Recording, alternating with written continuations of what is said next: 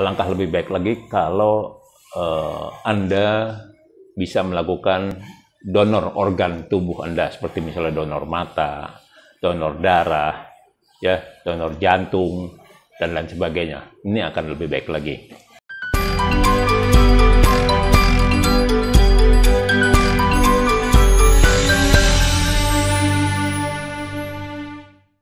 Sungguh bahagia saya bisa berbagi suatu ulasan yang sederhana kepada Bapak, Ibu, saudara-saudari, para pemirsa sekalian pada hari ini.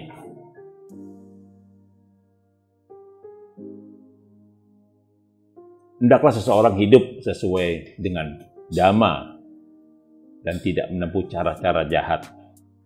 Barang siapa hidup sesuai dhamma, maka ia akan hidup bahagia di dunia ini maupun di dunia selanjutnya. Di dalam ajaran agama Buddha, kita umat Buddha sesungguhnya sudah dibekali perangkat atau tools untuk mencapai visi dan misi hidup kita kelak. Jadi kita tetapkan dahulu visi dan misi hidup kita terlebih dahulu. Visi yang dimaksud adalah hidup yang bagaimana nanti yang kita inginkan. Sedangkan misi artinya apa yang akan kita lakukan sekarang dan seterusnya. Kemudian setelah visi dan misi ditetapkan, satu perangkat atau tools yang akan kita lakukan, kita juga harus lakukan, kita harus tetapkan sebagai dasar upaya dalam kehidupan kita sehari-harinya. Segala upaya, segala usaha yang dilakukan adalah untuk mengkondisikan tercapainya atau terwujudnya suatu tujuan atau sasaran visi misi yang diinginkan.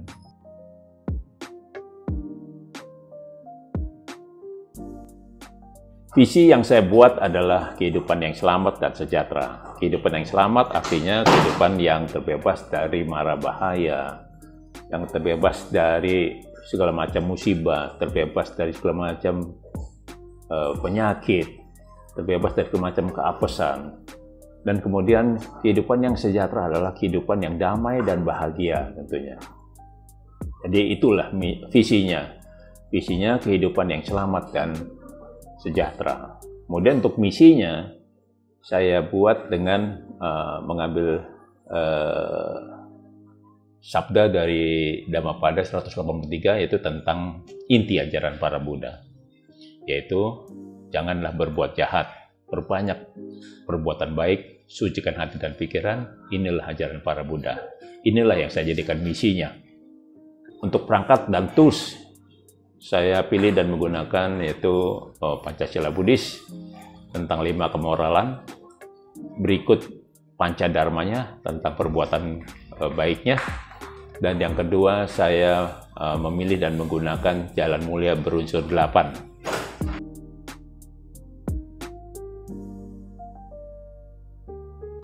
Pancasila itu terdiri dari 5 sila, 5 kemoralan. Yang pertama adalah aku bertekad untuk tidak melakukan pembunuhan.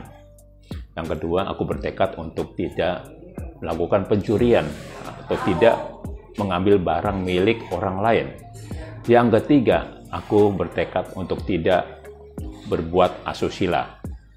Yang keempat, aku bertekad untuk tidak berbohong. Yang kelima, aku bertekad untuk tidak mabuk-mabukan. Nah, dalam hal ini saya akan jelaskan juga masalah Pancadharma. Yang pertama berkaitan dengan aku bertekad untuk tidak melakukan pembunuhan. Pancadharmanya adalah cinta kasih, mengembangkan cinta kasih dan belas kasih. Jadi dalam hal ini Bapak, Ibu, saudara-saudari pemirsa sekalian, kita tidak bisa berpikir secara pasif bahwa saya memang tidak melakukan pembunuhan dan saya bukan pembunuh. Tidak demikian Bapak, Ibu sekalian. Tapi kita justru harus mengembangkan yang namanya cinta kasih dan belas kasih. Seperti misalnya kita melakukan praktik pelepasan dan penyelamatan makhluk hidup yang umum dikenal dengan istilah fangsen. Kemudian selain itu yang berkaitan dengan aku bertekad tidak melakukan pembunuhan, kita juga harus selalu sadar dan ingat selalu dikala kita pergi ke suatu restoran seafood dalam hal ini, yang mana makanannya itu terbuat dari binatang-binatang yang hidup, seperti misalnya kerang, kepiting, ikan gurame. Andai kita memesan makanan dari binatang-binatang tersebut, artinya kita sudah terlibat di dalam proses pembunuhan, yaitu kita sudah meminta orang untuk melakukan pembunuhan berdasarkan pesanan yang kita sampaikan. Ini sebaiknya harus kita ingat dan kita sadari untuk tidak kita lakukan. Kemudian aku bertekad untuk tidak melakukan pencurian. Ya memang saya bukan pencuri dan saya tidak melakukan pencurian. Saya tidak mengambil barang dari orang lain. Tidak sesimpel itu, dan kita tidak berpikir secara pasif seperti itu. Tapi justru kita harus melakukan yang namanya berdana atau bersumbangsi, ya. Dan juga kita harus memiliki mata pencaharian yang benar. Dan alangkah lebih baik lagi kalau Anda bisa melakukan donor organ tubuh Anda, seperti misalnya donor mata, donor darah, ya, donor jantung, dan lain sebagainya. Ini akan lebih baik lagi. Kemudian pancadharma yang ketiga yang berkaitan dengan aku bertekad untuk tidak berbuat asusila. Kita harus memegang teguh bahwa kita harus merasa puas dan setia dengan yang kita miliki dan dengan pasangan kita yang sekarang ini. Kemudian yang keempat, aku bertekad untuk tidak berbohong.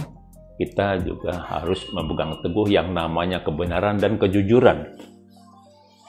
Dan yang terakhir, aku tidak mabuk-mabukan. Ya, kita harus menghindari semua jenis makanan dan minuman yang bisa mengakibatkan kita menjadi mabuk. Kita harus berusaha untuk menghindarinya. Itulah Bapak Ibu Saudara-saudari sekalian yang dimaksud dengan pancadharma atau perbuatan baik, atau istilah bahasa Palinya sama kamanta.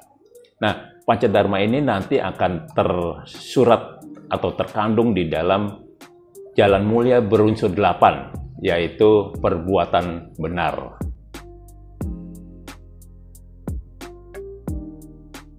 Terdiri dari 8 unsur.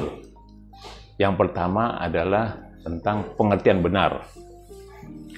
Yang kedua adalah pikiran benar. Dan yang ketiga adalah ucapan benar.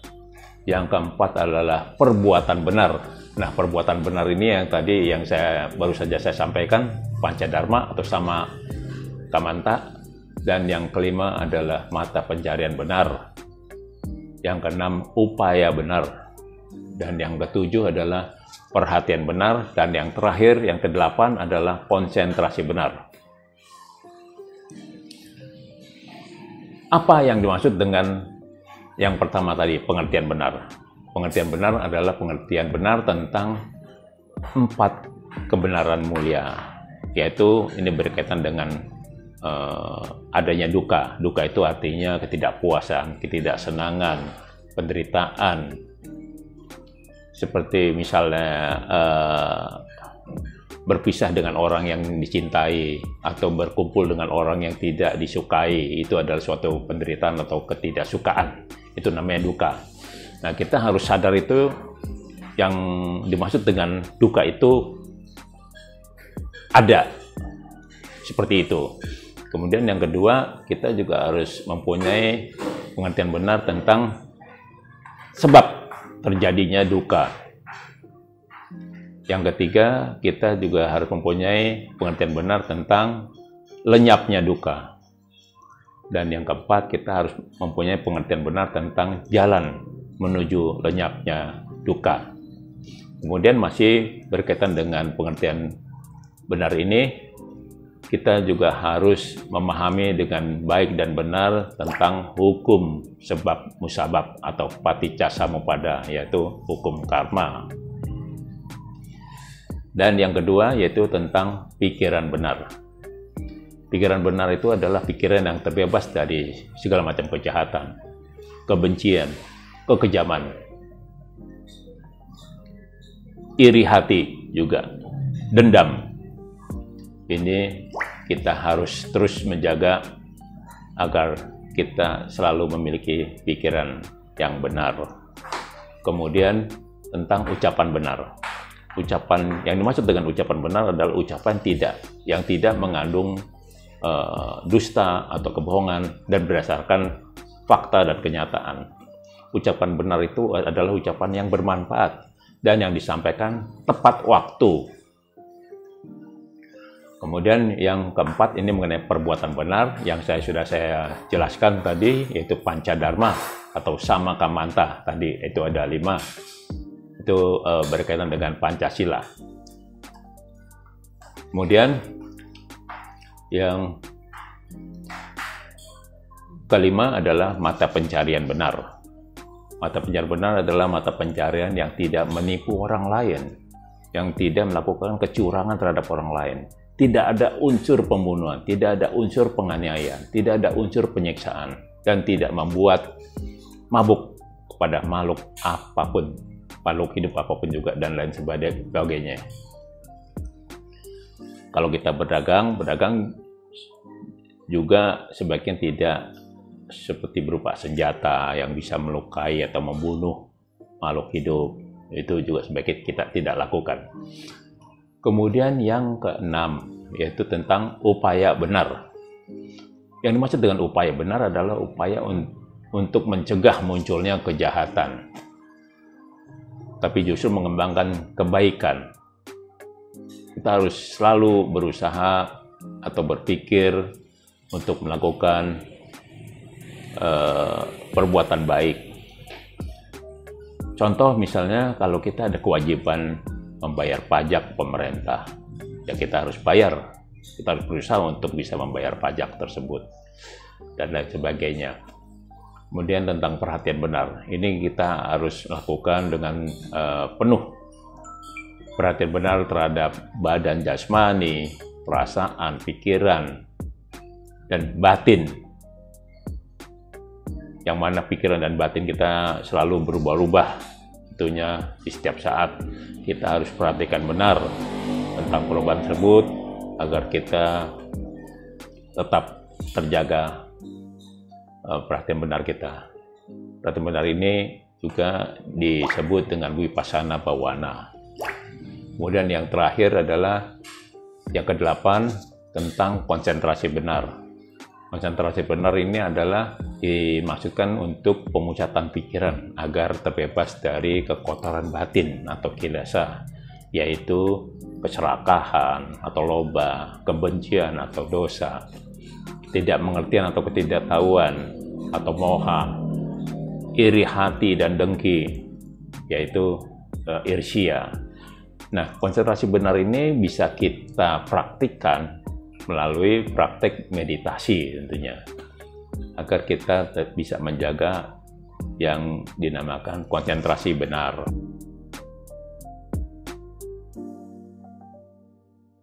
Setiap tujuan, setiap keinginan, setiap sasaran, setiap cita-cita itu membutuhkan yang namanya upaya atau usaha, yang dimaksudkan untuk mengkondisikan tercapainya atau terwujudnya keinginan tersebut.